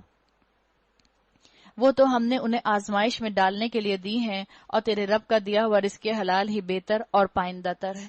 جو لوگ رزق حلال کی کوشش کرتے ہیں ان کو پتا ہوتا ہے کہ رزق حلال کمانے سے گھر میں کتنا سکون رہتا ہے. جب رزق حلال گھر میں آتا ہے تو بیماریاں بھی کم ہوتی ہیں، الجھنیں بھی کم ہوتی ہیں، پریشانیاں بھی کم ہوتی ہیں. اور آپ میں سے جس نے اپنے گھروں کے اندر بچپن سے رزق حلال کی تکرار سنی ہے اس نے یہ چیز محسوس کی ہوگی کہ اللہ تعالیٰ رزق حلال کی حفاظت بھی بہت کرتے ہیں. آپ کی چیزیں بہت کم کھوئیں گی، آپ کی چیزیں بہت کم جو ہیں چوری ہوں گی اللہ کی رحمت سے. وہ آزمائش آ جائے تو الگ بات ہے، لیکن اللہ رزق حلال کی حفاظت کرتا ہے. تو اللہ نے کہا جو تمہیں دیا ہے، رزق حلال دیا ہے، اس پر قناعت کرو، اس پر کانٹینٹ رہو. اپنے اہل و عیال کو نماز کی تلقین کرو. اللہ تعالیٰ نے فوراً آپ کو اور میرا ذہن دنیا سے ہٹا کر اس چیز پر لے آتے ہیں. کرو کیا؟ یہ نہ کرو. تو کبھی یہ نہیں کہا کہ یہ مت کرو اور بس چھوڑ دیا، ویکیوم نہیں چھوڑا. جب اللہ کسی ایک کام سے منع کرتا ہے تو 2-4 حکم دے دیتا ہے کہ اب یہ کام نہیں کر رہے ہو تو اب یہ کام کرو. اللہ نے کہا اپنے اہل و عیال کو نماز کی تلقین کرو اور خود بھی اس کے پابند رہو. آپ صلی اللہ علیہ وسلم نے اپنی ایک دفعہ ایک نیریشن میں بتایا تھا، یہ جو ہم بات کریں کہ دوسروں کی نعمتوں پر اپنی آنکھیں لمبی نہ کریں. اللہ کے رسول صلی اللہ علیہ وسلم نے بتایا تھا کہ اللہ تمہارے لیے دنیا کی نعمتوں، آرائش اور زیبائش کا دروازہ کھول دے گا، لیکن یہ امت کو فتنے میں ڈالنے کے لیے کھولا جائے گا. تو اگر اللہ تعالیٰ نے مجھے اور آپ کو بہت سی نعمتیں دی ہیں تو اللہ نہ کرے کہ ان نعمتوں کو استعمال کرتے میں ہم رب کے نافرمان بن رہے ہوں. بہت کانشیس ہونے کی ضرورت ہے. نمازوں کا خیال رکھیں، قرآن کا حق ادا کریں، زندگی میں قرآن کو اپنے جو ہے شامل کریں. ہم تم سے کوئی رزق نہیں چاہتے. اللہ نے کہہ دیا رزق تو ہم تمہیں دے رہے ہیں اور انجام کی بھلائی تقوی ہی کے لیے ہے. وہ کہتے ہیں کہ یہ شخص اپنے رب کی طرف سے کوئی نشانی یعنی معجزہ کیوں نہیں لاتا، اور کیا ان کے پاس اگلے صحیفوں کی تمام تعلیمات کا بیان واضح نہیں آیا؟ اگر ہم اس کے آنے سے پہلے ان کو کسی عذاب سے ہلاک کر دیتے تو پھر یہی لوگ کہتے اے ہمارے پروردگار تو نے ہمارے پاس کوئی رسول کیوں نہیں بھیجا. مشرکین مکہ کا ذکر ہے کہ اللہ تعالیٰ نے اتنے سالوں کے بعد ان کے اندر بنو اسماعیل میں رسول بھیجا. اللہ نے ان پر حجت تمام کر دی تاکہ کل کو یہ نہ کہیں کہ ہمارے پاس تو اتنے عرصے سے کوئی کتاب نہیں تھی، کوئی رسول نہیں تھا. اللہ نے یہاں رسول بھیج دیا. کہتے کہ اے ہمارے پروردگار تو نے ہمارے پاس کوئی رسول کیوں نہ بھیجا کہ ذلیل و رسوا ہونے سے پہلے ہی ہم تیری آیات کی پیروی اختیار کرتے. اے نبی صلی اللہ علیہ وسلم ان سے کہو ہر ایک انجام کار کے انتظار میں ہے، پس منتظر رہو، ان قریب تمہیں معلوم ہو جائے گا کون سیدھی راہ چلنے والا ہے اور کون ہدایت یافتہ ہے. فَسَتَعْلَمُونَ مَنْ أَصْحَابُ الصِّرَاطِ السَّوِيِّ وَمَنِ اهْتَدَىٰ. کون ہدایت پر چلنے والا ہے. تو اللہ تعالیٰ مجھے اور آپ کو ہدایت پر چلنے والوں میں شامل فرمائے. اور یاد رکھیں اللہ نے جو مجھے اور آپ کو دین دیا ہے اس میں ضروریات کے ساتھ ساتھ خواہشات کو پورا کرنے کی بھی بہت گنجائش ہے. تو دوسرے کی نعمت سے ہم نہ حسد کریں اور نہ جو ہمارے پاس نہیں ہے اس پر ہم اپنے آپ کو پریشانی کا شکار کریں. پارہ نمبر 17 سورۃ الانبیاء. سورۃ الانبیاء مکی سورت ہے. اس میں ایمانیات ثلاثہ کا ذکر آتا ہے اور اسی مضمون پر پچھلی سورت ختم ہوئی ہے. اب انسان کی زندگی اور حساب کتاب پر جو معاملہ چلتا ہے اسی سے یہ بات شروع ہوگی کہ قیامت بھی آئے گی اور قیامت کے لیے انسان کو اپنی تیاری بھی کرنی ہے اور قیامت کا معاملہ جو ہے اس سے کوئی انسان بچ نہیں سکتا. اللہ کو سب لوگوں نے حساب دینا ہے. بسم اللہ الرحمن الرحیم. اقترب للناس حسابهم وهم فی غفلۃ معرضون. قریب آ گیا لوگوں کے حساب کا وقت اور وہ ہیں کہ غفلت میں منہ موڑے ہوئے ہیں. انسان کو ہوش ہی نہیں کہ اس نے حساب کتاب دینا ہے. انسان کے اوپر زندگی میں مختلف ادوار آتے ہیں، مختلف موقع آتے ہیں، مختلف سرکمسٹانسز آتے ہیں، لیکن انسان اپنے رب کی طرف نہ پلٹے ان حالات میں تو اس کا مطلب ہے کہ اس نے ان حالات سے فائدہ نہ اٹھایا. قریب آ گیا وہ وقت، بس یہ قریب ہی آ لگا ہے قیامت کا وقت بھی. ہمیں کیا معلوم ہو کہ کتنا قریب ہمارے آ گیا ہے. رسول اللہ صلی اللہ علیہ وسلم تو کہا کرتے تھے کہ میں اور قیامت بالکل ایسے ہیں کہ جیسے یہ دو انگلیاں. بالکل اتنا قریب قیامت کا وقت ہے اور اللہ کے رسول صلی اللہ علیہ وسلم کو گئے ہوئے بھی 1450 سال ہو چکے ہیں. ان کے پاس جو بھی تازہ نصیحت ان کے رب کی طرف سے آتی ہے اس کو باتکلف سنتے ہیں اور کھیل میں پڑے رہتے ہیں. دل ان کے دوسری ہی فکروں میں منہمک ہیں. لاہیۃ قلوبہم. ان کے دل کہیں اور ہی بزی ہیں، کھیل تماشے میں بزی ہیں. کھیل تماشے انتہائی سیریس لگتے ہیں اور حقیقت ان کے لیے کھیل بن کر رہ گئی ہے. کھیل تماشوں کی باتوں کے اندر ان کو قرآن سننے کا موقع ہی نہیں ملتا، اسی میں بزی رہتے ہیں. گناہوں کا زہر زندگی میں جب اتنا بڑھ جائے کہ انسان کو حساب دینے کا بھی ہوش نہ رہے تو انسان اپنی قبر سے اور انسان اپنی موت سے غافل ہو جاتا ہے اور اس کو اپنی قبر اور برزخ کھیل تماشے لگنے لگتے ہیں. بہت لائٹ ہارٹیڈلی سنتے ہیں، ذہن کہیں اور ہوتا ہے، یا سنتے بھی ہیں تو صرف برکت کے لیے سنتے ہیں. ظالم آپس میں سرگوشیاں کرتے ہیں، یہ شخص آخر تم جیسا ہی ایک بشر تو ہے، پھر کیا تم آنکھوں دیکھتے جادو کے پھندے میں پھنس جاؤ گے؟ رسول نے کہا میرا رب ہر اس بات کو جانتا ہے جو آسمان اور زمین میں کی جائے، وہ سمیع اور علیم ہے. آپ صلی اللہ علیہ وسلم نے تو ایز اٹ از دعوت کا پیغام پہنچا دیا، چاہے کفار نے آپ کے لیے کیا باتیں بنائیں اور آپ سے کتنی ہی چیزوں کا تقاضا کیا. وہ کہتے ہیں بلکہ یہ پراگندہ خواب ہیں، بلکہ یہ اس کی من گھڑت ہے. کہا کرتے تھے کہ اللہ کے رسول صلی اللہ علیہ وسلم نے قرآن خود گھڑ لیا ہے، بلکہ یہ محض شاعر ہے، ورنہ یہ لائے کوئی نشانی جس طرح پرانے زمانے کے رسول نشانیوں کے ساتھ بھیجے گئے تھے. ان کو سمجھ نہیں آتا تھا کہ اللہ کے رسول صلی اللہ علیہ وسلم کو کس کیٹیگری میں فٹ کریں. موزہ بھی نہیں آتا ان کے پاس، ان کے ساتھ ہم اتنا برا سلوک بھی کرتے ہیں تب بھی ہمارے ساتھ اتنے جو ہیں وہ کائنڈ رہتے ہیں. تو ان کو سمجھ نہیں آیا کرتی تھی کہ یہ کیسے انسان ہے، رسول ہے کہ انسان ہے، اور انسان ہے تو رسول ہے. ہم ان کو بشر مانے بھی کہ نہ مانے. حالانکہ ان سے پہلے کوئی بستی بھی جسے ہم نے ہلاک کیا ایمان نہ لائی، اب کیا یہ ایمان نہ لائیں گے؟ اے نبی تم سے پہلے بھی ہم نے انسانوں ہی کو رسول بنا کر بھیجا تھا جن پر ہم وحی کیا کرتے تھے. آپ سوچیں اس وقت ہم اللہ کا کلام سن رہے ہیں اور ہم اللہ کے کلام کو اللہ کی کتاب سے سن رہے ہیں، اور ہمارا ایمان ہے کہ ہم اللہ کے کلام کو سن رہے ہیں. آپ امیجن کریں کہ یہ الفاظ رسول اللہ صلی اللہ علیہ وسلم کی زبان سے کفار سنا کرتے تھے، اور اللہ کے رسول اپنے لیے کہہ رہے ہیں، اب بتا رہے ہیں کہ اے نبی، تم سے پہلے ہم نے انسانوں ہی کو رسول بنا کر بھیجا تھا جن پر ہم وحی کیا کرتے تھے. یہ دنیا کا معمول رہا، یہ دنیا کا ایک کرائٹیریا رہا کہ دنیا ایک اعلیٰ ہستی کو تو مانتی رہی، لیکن اپنے ہی جیسے انسان کو ایکسپٹ کرنا ان کے لیے مشکل ہو گیا. مشکل کیوں ہو گیا؟ اس لیے کہ ان کو یقین نہیں آتا تھا کہ وہی انسان جو 20 سال سے ہمارے درمیان میں رہ رہا تھا، 40 سال سے ہمارے درمیان میں رہ رہا تھا، ہمارے درمیان چلتا پھرتا تھا، کھاتا پیتا تھا، گھر والا تھا، اچانک سے اس نے صبح اٹھ کر کہنا شروع کر دیا کہ رات مجھ پر ایک فرشتہ آیا تھا، اور فرشتے نے کہا ہے کہ اب میں جو بات کہوں گا وہ بات اللہ کی طرف سے بات ہوگی، جو میری بات مانے گا وہ اب اللہ کی فرما برداری اور اطاعت کرے گا.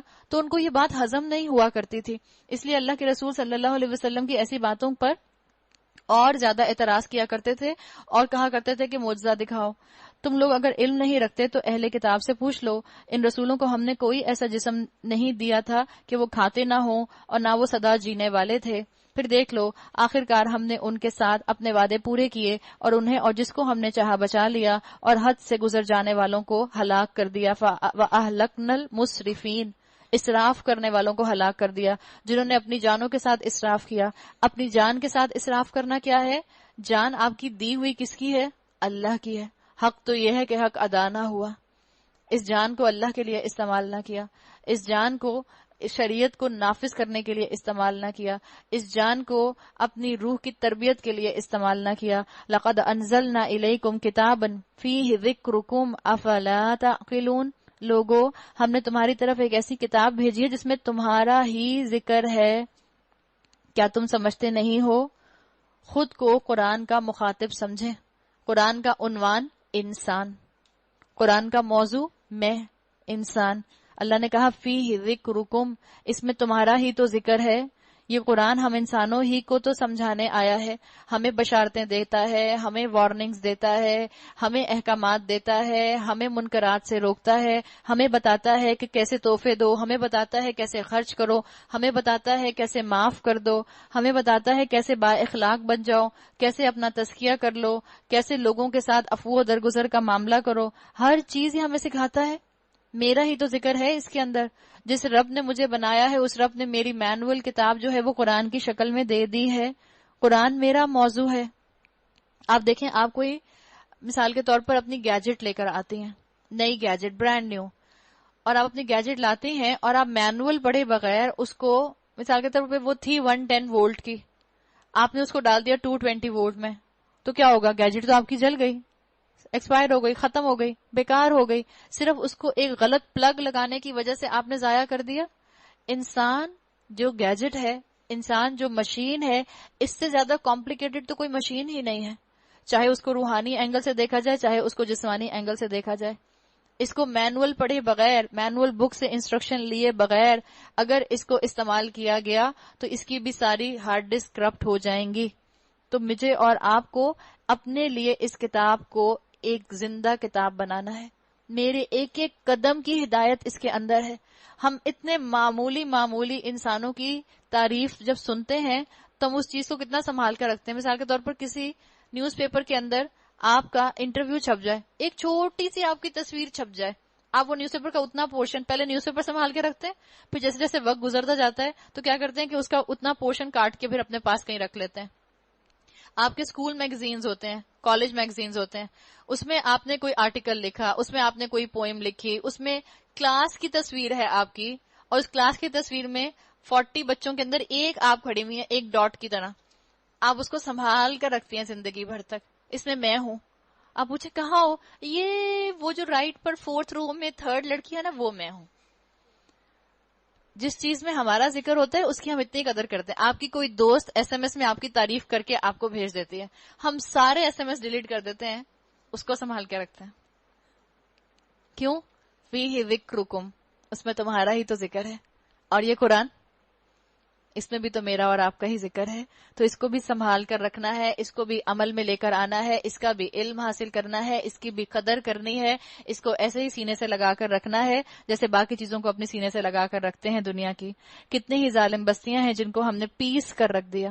آپ آیات پڑھیں تو خوف آتا ہے. وَكَمْ قَسَمْنَا مِنْ قَرْيَةٍ كَانَتْ ظَالِمَةٌ، اللہ نے ان کو پیس کر رکھ دیا اور ان کے بعد دوسری کسی قوم کو اٹھایا. جب ان کو ہمارا عذاب محسوس ہوا تو لگے وہاں سے بھاگنے. کہا گیا بھاگو نہیں، جاؤ اب اپنے انہی گھروں اور عیش کے سامانوں میں جن کے اندر تم چین کر رہے تھے، شاید کہ تم سے پوچھا جائے. جن گھروں کو چھوڑ کر تم نکلتے نہیں تھے، جن گھروں میں تمہاری جان اٹکی رہتی تھی، جن گھروں کو بنانے سنوارنے میں تم نے دین کو ریجیکٹ کر دیا، دین کی صدا آ رہی تھی، دین کی پکار آ رہی تھی، تم نے اپنی جان کی، اپنے وقت کی قربانی نہیں دی صرف اس لیے کہ میرا گھر نیگلیکٹ نہ ہو جائے. جاؤ اب اپنے انہی گھروں کے اندر. کہنے لگے ہائے ہماری کمبختی، بے شک ہم خطاوار تھے. اور وہ یہی پکارتے رہے یہاں تک کہ ہم نے ان کو کھلیان کر دیا، زندگی کا ایک شرارہ تک ان میں نہ رہا. کتنا چیخے ہوں گے، کتنا شور مچایا ہوگا، لیکن انسان بہت چیختا ہے تو اس کی آواز بیٹھ جاتی ہے نا، چیخ چیخ کر اس کی آواز بیٹھ جاتی ہے. اللہ نے کہا جتنا بھی چیخو پکار انہوں نے کرنی تھی کر لی. کٹ گئی ان کی نسل، کٹ گئی ان کی قوم، ختم ہو گئے. یہ بہت بھڑکتے تھے اللہ کا نام سن کر، بہت مذاق اڑاتے تھے اسلام والوں کا، بہت زیادہ جو تھا ان کو اعتراض ہوتا تھا دین پر چلنے والوں کے اوپر. اب دیکھ لو ذرا، پن ڈراپ سائلنس ہے، خاموشی ہے بالکل. قبرستانوں کو دیکھ لو یا ان کے روینس کو دیکھ لو، ایک ہی جیسے لگتے ہیں. خاموشی بالکل، ایک بھی سرسراہٹ، ایک بھی وسپر سنائی نہیں دیتا. ہم نے اس آسمان اور زمین کو اور جو کچھ ان میں ہے کچھ کھیل کے طور پر نہیں بنایا. اللہ اتنی دفعہ آپ کو اور مجھے بار بار محبت کے ساتھ بتا رہا ہے اللہ نے بے مقصد نہیں بنایا تمہیں. جب اللہ نے زمین اور آسمان بے مقصد نہیں بنایا تو وہ انسان جو اس دنیا کے اندر مزے سے گھومتا پھرتا ہے، مزے سے کھاتا پیتا ہے، مزے سے پہنتا اوڑھتا ہے، مزے سے شادی بیاہ کرتا ہے، مزے سے بچوں کو انجوائے کرتا ہے، اپنی خوشیاں مناتا ہے، اپنی ویکیشنز مناتا ہے، کیسے اس کو بے مقصد پیدا کیا گیا ہوگا. مقصد نہ بھول جانا اپنا. اگر ہم کوئی کھلونا بنانا چاہتے اور بس یہی کچھ ہمیں کرنا ہوتا تو اپنے ہی پاس سے کر لیتے، مگر ہم تو باطل پر حق کی چوٹ لگاتے ہیں جو اس کا سر توڑ دیتی ہے اور دیکھتے دیکھتے مٹ جاتا ہے، باطل مٹ جاتا ہے اور تمہارے لیے تباہی ہے ان باتوں کی وجہ سے جو تم بناتے ہو. مما تصفون، جو تمہارے دماغ بناتے ہیں. اب دیکھیں آیت میں کیا آیا ہے، آیت کے اندر آیا ہے بل نقذف بالحق علی الباطل فیدمغہ. دماغ استعمال کرو، دعوت دی جا رہی ہے کہ تمہارا دماغ ورنہ تمہیں جو ہے ہلاکت میں ڈال دے گا، اس کو استعمال کرو، اس پہ زنگ لگ جائے گا. زمین اور آسمانوں میں جو مخلوق بھی ہے اللہ کی ہے. ایک بات یاد رکھیں، ہم انسان ایک ٹرائنگل کی طرح ہیں. ہمارا ٹرائنگل کیسے بنتا ہے؟ یہ ہمارا جسم، ہمارا دماغ اور ہماری روح. اگر ہم نے اپنے جسم کو حاوی کیا تو صرف اور صرف خواہشات پوری کرتے رہیں گے. اگر ہم نے اپنے دماغ کو حاوی کیا تو ہم صرف 2+2 کرتے رہیں گے. میں نے آپ کو گھور کر دیکھا، آپ بھی جواب میں گھور کر دیکھیں گی. میں نے آپ کو غصے سے دیکھا، آپ بھی جواب میں غصے سے دیکھیں گی. آپ کسی کو معاف نہیں کر سکیں گی. امی نے آپ کو تھپڑ مارا، آپ بھی برابر امی کو تھپڑ مار دیں گی، اس لیے کہ 2+2 دماغ کہتا ہے برابر ہی ہونی چاہیے. دل کا معاملہ کریں گے تو صرف اور صرف رحم. ماں کہے گی میرے بچے سے اٹھا نہیں جا رہا، چلو رہنے دو، سحری نہیں کراتی اس کو، بغیر سحری کے روزہ رکھ لو بیٹا، نہیں اٹھا جا رہا کوئی بات نہیں. بچہ اٹھ نہیں رہا اسکول کے لیے، روز تنگ کرتا ہے، اماں کہتی چلو سو جاؤ. 1 مہینے سے اسکول نہیں جا رہا. اگر دل کے حوالے کریں گے تو رحم اور رحم سے دنیا نہیں چل سکتی. تو ہمیں اصل میں نہ جسم کو فالو کرنا ہے، نہ دماغ کو فالو کرنا ہے، نہ مجھے اور آپ کو اپنے صرف دل کو فالو کرنا ہے. مجھے اور آپ کو اپنی روح کو فالو کرنا ہے. یہ روح دل اور دماغ کے اندر بیلنس سکھا دے گی. زمین اور آسمانوں میں جو مخلوق بھی ہے اللہ کی ہے، اور جو فرشتے اس کے پاس ہیں وہ نہ اپنے آپ کو بڑا سمجھ کر اس کی بندگی سے سرتابی کرتے ہیں، نہ ملول ہوتے ہیں. یعنی بتا دیا گیا کہ وہ اللہ ہی کی اطاعت میں ہر وقت لگے رہتے ہیں. فرشتوں کا مقصد عبادت، بندگی. فرشتے جو بغیر خواہشات کے پیدا کیے گئے، شب و روز اس کی تسبیح کرتے رہتے ہیں اور دم نہیں لیتے، یعنی بالکل بھی تھکتے نہیں ہیں. آج ہم میں سے ہر کوئی کہتا ہے ہم تھک گئے، باہر سے ہو کے آئیں گے تو تھک گئے، قرآن پڑھ کر آئیں گے تو تھک گئے، فارغ بیٹھے ہیں تو تھک گئے، سحری کھائیں گے تو تھک گئے، افطاری کھائیں گے تو تھک گئے، تراویح پڑھ کر آئیں گے تو تھک گئے، قرآن پڑھا تو تھک گئے. ہم کتنا تھکتے ہیں؟ علاج بتا دیا. اللہ کے فرشتے کیا کرتے ہیں؟ شب و روز اس کی تسبیح کرتے رہتے ہیں، لیکن ان کو تھکن نہیں ہوتی ہے، دم نہیں لیتے. تو بتا دیا اگر تمہیں انرجی چاہیے تسبیح کرتے رہو. تسبیح کرتے رہو، اٹھتے بیٹھتے اللہ کی تسبیح کرو، انشاءاللہ یہ چیز آپ کو انرجی دے گی۔ کیا ان لوگوں کے بنائے ہوئے عارضی خدا ایسے ہیں کہ بے جان کو جان بخش کر اٹھا کھڑا کرتے ہوں؟ اگر آسمان و زمین میں ایک اللہ کے سوا دوسرے خدا بھی ہوتے تو زمین اور آسمان دونوں کا نظام بگڑ جاتا۔ پس پاک ہے اللہ رب العرش ان باتوں سے جو یہ لوگ بنا رہے ہیں، وہ اپنے کاموں کے لیے کسی کے آگے جواب دہ نہیں ہے اور وہ سب جواب دہ ہیں۔ جیسے لوگ بعض دفعہ نہیں کہتے ہیں اللہ نے میرے ساتھ یہ کیا، میں قیامت میں پوچھوں گی اللہ سے۔ اللہ اکبر! آپ سوچیں وہ دن جس کے لیے اتنی آپ آیتیں پڑھ رہے ہیں کہ اس دن اتنی خاموشی ہوگی کہ صرف وسپرنگ کی شاید آپ کو آواز آ رہی ہو، جہاں پوری انسانیت اکٹھی ہوگی، جہاں 2 عورتیں بیٹھ جائیں وہاں خاموشی ہوتی نہیں ہے۔ آپ سوچیں وہاں اس دن قیامت والے دن کتنی عورتیں اکٹھی ہوں گی، سب کچھ چپ لگی ہوئی ہوگی اپنے اعمال کی وجہ سے، اپنے اعمال کی یاد ان کو ہوگی، اپنے اعمال کا سین نظر آ رہا ہوگا اور اللہ کی بنائے ہوئے اس روزے محشر کا خوف ہوگا۔ تو کہاں یہ کہنا کہ ہم قیامت میں پوچھیں گے اللہ سے بتاؤ ذرا مجھے ایسے بچے کیوں دیے تھے اللہ تعالیٰ، میں قیامت میں پوچھوں گی ایسا شوہر کیوں دیا تھا مجھے، کیسے پوچھیں گے اللہ سے؟ کیا اسے چھوڑ کر انہوں نے دوسرے خدا بنا لیے ہیں؟ اے نبی ان سے کہو لاؤ اپنی دلیل، یہ کتاب بھی موجود ہے جس میں میرے دور کے لوگوں کے لیے نصیحت ہے، اور وہ کتابیں بھی موجود ہیں جن میں مجھ سے پہلے لوگوں کے لیے نصیحت تھی، مگر ان میں سے اکثر لوگ حقیقت سے بے خبر ہیں، اس لیے منہ موڑے ہوئے ہیں۔ ہم نے تم سے پہلے جو رسول بھی بھیجا اس کو یہی وحی کی ہے کہ میرے سوا کوئی خدا نہیں، بس تم میری ہی بندگی کرو۔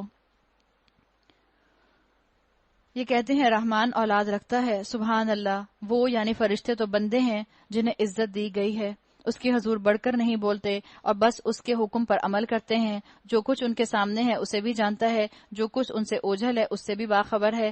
وہ کسی کی سفارش نہیں کرتے بجز اس کے جس کے حق میں سفارش سننے پر اللہ راضی ہو۔ شفاعت کے بارے میں اسلام میں 2 کانسیپٹ سامنے کلیئر ہیں۔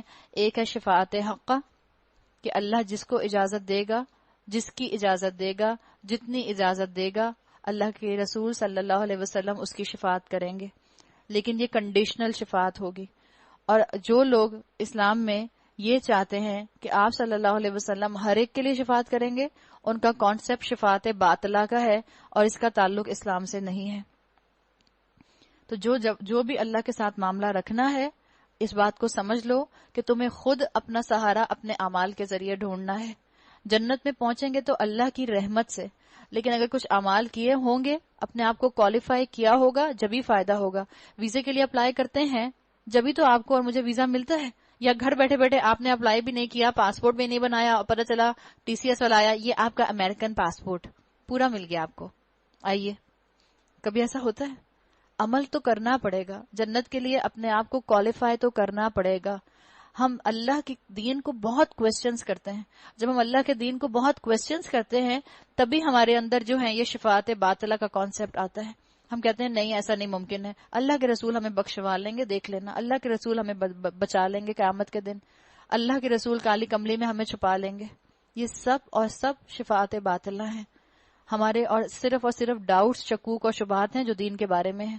ہم دین پر شکوک و شبہات کرتے ہیں، دین پر سوال پوچھتے ہیں، ہر حکم پر سوال پوچھتے ہیں۔ کبھی ہم نے اس بات پر سوال پوچھا کہ مجھے اپنا دایاں کان کیوں دکھانا ہے امریکن پاسپورٹ کے لیے؟ جا کے ایمبیسی والوں سے پوچھیں کیوں دکھانا ہے دایاں کان، بتائیں مجھے اس کی وجہ، پہلے میں نہیں دکھاؤں گی ورنہ۔ وہاں تو وجہ نہیں پوچھتے۔ کبھی آپ نے ڈارون تھیوری کے اوپر جو ہے اعتراض کیا، یہ کیسے ہو سکتا ہے کہ میں جانوروں سے بن گئی ہوں؟ اس پر بھی اعتراض نہیں کرتے۔ بچپن سے سال ہا سال سے نسل در نسل سے پڑھتے چلے آ رہے ہیں، وہی تھیوری جو میں نے پڑھی وہی میری بچے پڑھ رہے ہیں، وہی تھیوری جو آپ نے پڑھی وہی آپ کے بچے پڑھ رہے ہیں۔ ان چیزوں پر تو ہم اعتراض نہیں کرتے۔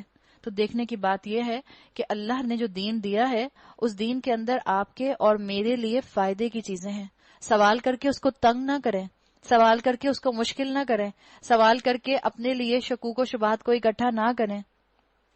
تو اللہ نے بتا دیا کہ اس دن کسی کی سفارش نہیں ہے بجز اس کے جس کے حق میں سفارش سننے پر اللہ راضی ہو اور وہ اس کے خوف سے ڈرتے رہتے ہوں۔ اور جو ان میں سے کوئی کہہ دے کہ اللہ کے سوا میں بھی ایک خدا ہوں تو اسے ہم جہنم کی سزا دیں گے، ہمارے ہاں ظالموں کا یہی بدلہ ہے۔ کیا وہ لوگ جنہوں نے نبی کی بات ماننے سے انکار کر دیا ہے غور نہیں کرتے؟ کیا غور نہیں کرتے؟ اللہ تعالیٰ نے ایک سائنٹیفک فیکٹ کی طرف آپ کو اور مجھے اشارہ کروا دیا۔ اولم یر الذین کفروا ان السماوات والارض کانتا رتقا ففتقناہما وجعلنا من الماء کل شیء حی۔ اللہ نے کیا کیا بتایا کہ سب آسمان اور زمین باہم ملے ہوئے تھے، پھر ہم نے انہیں جدا کیا اور پانی سے ہر زندہ چیز پیدا کی۔ سائنس نے بتایا یہ وہی فینومینا ہے جس فینومینا کے لیے کہا جاتا ہے آج اس تھیوری کو کہ یہ بگ بینگ کی تھیوری ہے، کہ انیشیلی کائنات کے اندر زمین اور آسمان ملے ہوئے تھے، پھر ایک بہت بڑا ایکسپلوژن ہوا، اس ایکسپلوژن سے گیسز ریلیز ہوئیں، ان گیسز کے ریلیز ہونے سے زمین اور آسمان جو تھے ان کی سٹرکچر جو تھا وہ ڈیسائیڈ ہوا، اور یہ پہلے زمین بہت گرم تھی، وقت کے ساتھ ساتھ اس کے اندر کولنگ کا سسٹم شروع ہوا اور یہ کولنگ سے سسٹم بڑھتا چلا گیا۔ تو اس تھیوری کو بگ بینگ تھیوری کہا جاتا ہے۔ آج کا انسان جو فزکس پڑھنے والا ہوتا ہے وہ جب اس آیت کو پڑھتا ہے تو اس کا ذہن فوراً بگ بینگ تھیوری کی طرف جاتا ہے۔ ایک بات کا ذہن میں خیال رکھیں، قرآن جو ہے اللہ تعالیٰ نے جو مجھ کو اور آپ کو دیا ہے، اس قرآن میں کئی سائنٹیفک فیکٹس بیان ہوئے ہیں۔ ہو سکتا ہے آج اس آیت کو وہ بگ بینگ کی تھیوری کہہ رہے ہیں، ضروری نہیں ہے کہ سائنس جو ہے اپنی اس بات پر قائم رہے، کل ہو سکتا ہے وہ اپنی اس تھیوری کو کوئی اور نام دے دیں، قرآن کی بات اٹل رہے گی۔ قرآن نے جو سائنس بتا دی وہ اپنی جگہ ایمبیڈڈ ہے، انسان اس کو اپنی عقل کے حساب سے سمجھتا ہے اور سوچتا ہے، اور جس دور میں اس کے پاس جتنے اس کے گیجٹس ہوتے ہیں، جتنی اس کا علم ہوتا ہے، جتنی اس کی ریسرچ ہوتی ہے، اس کی روشنی